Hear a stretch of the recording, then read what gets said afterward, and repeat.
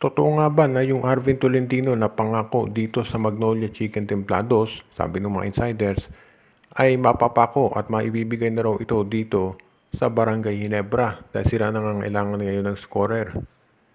Ito ang katanungan na espekulasyon na lumalabas. Pagkatapos nga na si Jeric Balanza ang napunta dito sa Magnolia. Marami kasing umaasa talaga na Magnolia ay gagawa ng trade ngayong conference dahil nga nangangailangan sila.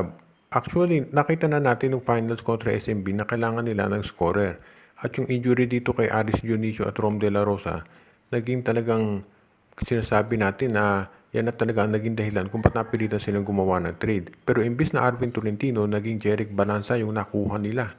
At ang tanong ngayon ng karamihan, anong nangyari kay Arvin? Well, may mga espekulasyon na lumalabas na ito si Arvin Tolentino baka sa Ginebra mapunta. Dahil ang Ginebra daw ngayon ay nangangailangan ng additional scorer. Baka si Arvin gawing small forward dito sa Barangay Ginebra at power forward naman. Itong si Jamie Malonzo at itong si Sydney Onbubere. So yung kinakailangan ng Magnolia na small forward na scorer na pwede rin maging stretch 4 na si Arvin ay ibabalik dito sa Barangay Ginebra. Mukhang gusto na raw kunin ni Coach Timco nitong si Arvin Tolentino at bibigyan na niya ng playing time pagbalik dito. Hindi pa natin natitiyak kung ito nga ay mangyayari, pero kawawa naman ng Magnolia kung sakaling mawala ito si Arvin Tolentino dahil obvious naman na kinakailangan nila ito. So sa ngayon, doon sa mga nagtatanong kung tuloy pa ba yung Abueva for Tolentino trade, medyo malabo na yan.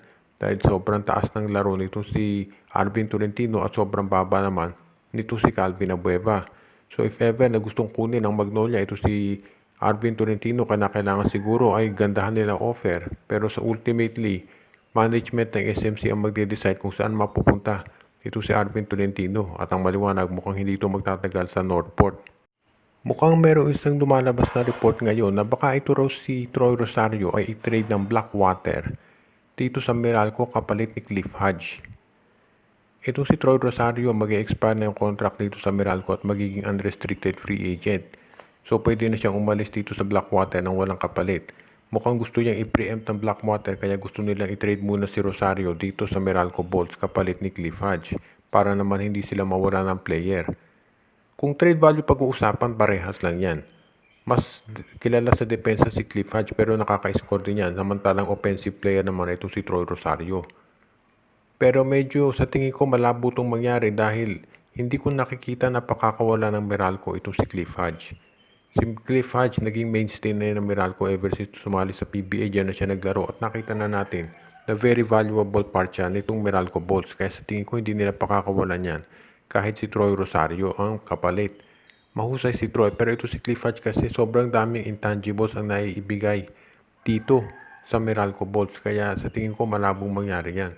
Itong si Cliff Hodge, hindi ko nakikita na ititrade talaga ng Meralco dahil alam na niya yung sistema dyan sa Meralco at kinakailangan siyang gamitin talaga ni Coach Luigi Trillo sa opensa pati na sa depensa. Pati sa pagwardya sa imports, itong si Cliff Hodge usually ang na-assign dyan.